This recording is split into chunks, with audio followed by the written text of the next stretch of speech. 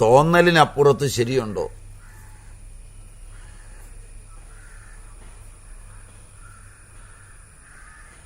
ഒരു പ്രിയം വരുമ്പോൾ ഒരു ദർശനം ശരിയാണെന്ന് തോന്നും.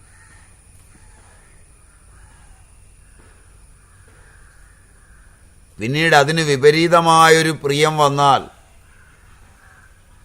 ആ ദർശനം തെറ്റായി.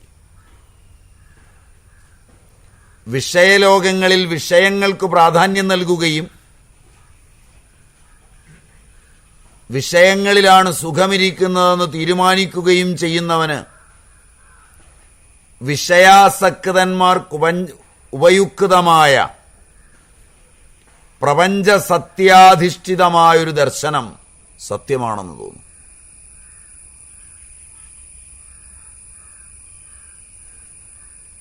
എത്ര പഠിച്ചാലും എപ്പോഴെങ്കിലും പ്രപഞ്ചാഭിനിവേശമുണ്ടായാൽ ആ ദർശനം സത്യം തന്നെയാണ്. എത്ര പ്രപഞ്ച സത്യത്തെ ഉപേക്ഷിച്ചാലും അവശ്യം വരുന്ന ഒരു ഘട്ടത്തിൽ താൻ സത്യമാണെന്ന് തീരുമാനിച്ചുറച്ച് ആസക്തി നഷ്ടപ്പെട്ട് വന്നിരിക്കുന്ന ദർശനത്തെ എല്ലാം മറികടന്ന് പ്രാപഞ്ചിക അവബോധം സത്യമാണെന്ന് ഉറയ്ക്കും. അത് വാസനയിൽ തയ്യാറെടുക്കുകയും ചെയ്യും.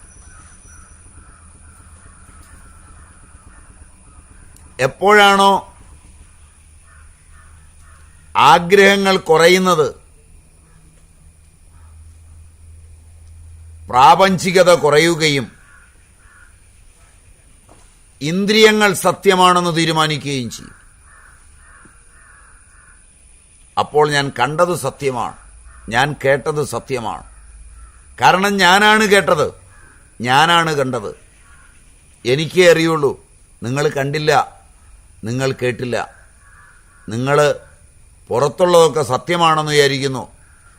പുറത്തുള്ളതൊന്നുമല്ല സത്യം. എൻ്റെ അനുഭവത്തെ മാറ്റിവെക്കാൻ പറ്റുമോ? ഇന്ദ്രിയങ്ങൾ സത്യമാണ് എന്ന നിലയിൽ വളരെ ശാസ്ത്രങ്ങൾ ഈ ലോകത്തുണ്ട്.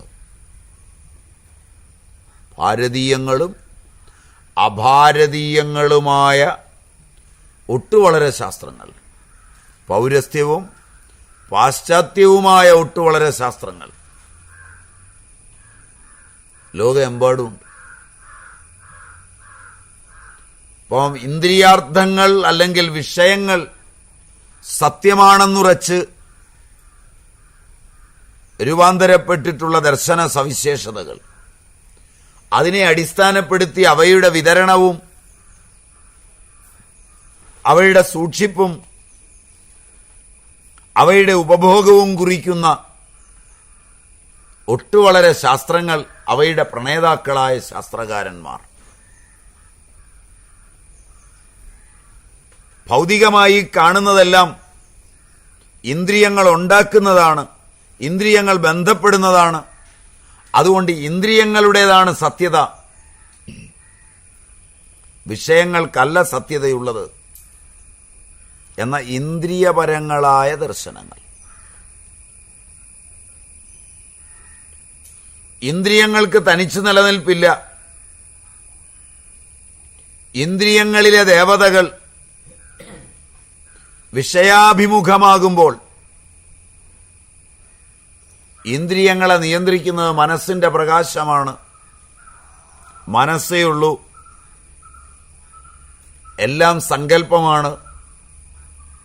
സങ്കല്പാതീതമായ ഒരു ഇന്ദ്രിയവുമില്ല, സങ്കല്പാതീതമായൊരു വിശ്വവുമില്ല. മനസ്സിനെ അടിസ്ഥാനപ്പെടുത്തി ഉണ്ടാക്കിയിട്ടുള്ള വളരെ ദർശനങ്ങൾ. മനസ്സ് പരമ്പരാർജിതമാണ്, മനസ്സ് പ്രവാഹനിത്യമാണ്, മനസ്സ് സംസ്കാരത്തോടു കൂടിയതാണ്, മനസ്സിന് സ്വതന്ത്രമായ നിലനിൽപ്പില്ല, മനസ്സ് ബുദ്ധിയെ ആശ്രയിച്ചു നിൽക്കുന്നതാണ്. അതുകൊണ്ട് ബുദ്ധിയും യുക്തിയുമാണ് ദർശനങ്ങൾ. ബുദ്ധിയുടെയും യുക്തിയുടെയും വെളിച്ചത്തിലല്ലാതെ യാതൊന്നിനും നിലനിൽപ്പില്ല ബുദ്ധിയെ ആസ്പദമാക്കിയുണ്ടായിട്ടുള്ള ദർശനങ്ങൾ. ഇവയെല്ലാം കലർന്നു വരുന്ന ദർശനങ്ങൾ. വിഷയസമ്മുഖങ്ങളായ ദർശനങ്ങൾ, ഇന്ദ്രിയ സമ്മുഖങ്ങളായ ദർശനങ്ങൾ, മനക്കൽപ്പിതങ്ങളായ ദർശനങ്ങൾ, ബൗദ്ധികങ്ങളായ ദർശനങ്ങൾ, ഇവയിൽ ഓരോന്ന് വീതമുള്ളവ, ഈ രണ്ടെണ്ണം കലർന്നവ, മുമ്മൂന്നെണ്ണം കലർന്നവ, എല്ലാം ചേർന്നവ ഒക്കെയായി വളരെ ദർശനങ്ങൾ വിഭിന്നങ്ങളായിരിക്കുന്നു. ഓരോരുത്തരും താന്താങ്ങളുടെ ദർശനം ശരിയാണെന്ന് പറയുന്നു. വിഷയങ്ങളെ അപഗ്രഥിച്ചു നോക്കിയവരും മഹർഷിമാരാണ്.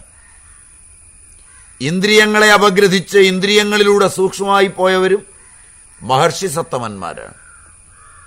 മനോലോകങ്ങളിൽ വിരാജിക്കുകയും മനസ്സിന്റെ വിഭൂതികളെ അപഗ്രഥിക്കുകയും കണ്ടറിയുകയും അതിന്റെ ആഴമളക്കാൻ പോവുകയും ചെയ്തവരും മഹർഷീശ്വരന്മാർ തന്നെയാണ്. ബൗദ്ധിക സർജനത്തിന്റെ അനിയന്ത്രിത ലോകങ്ങളിലേക്ക് എത്തിയവരും മഹർഷി സത്തമന്മാരാകുന്നു.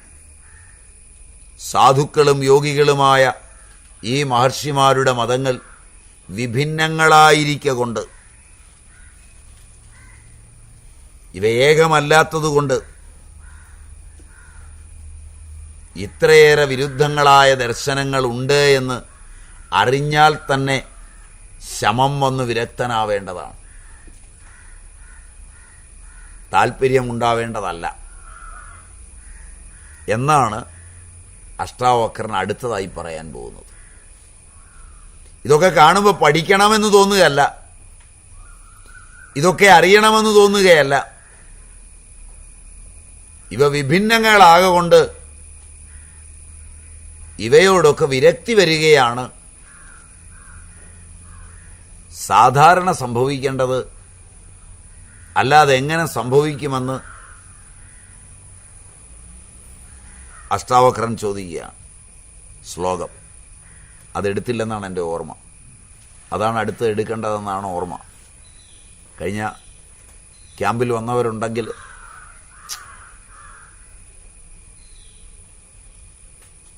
കഴിഞ്ഞ ക്യാമ്പിലുണ്ടായിരുന്നവരുണ്ടെങ്കിൽ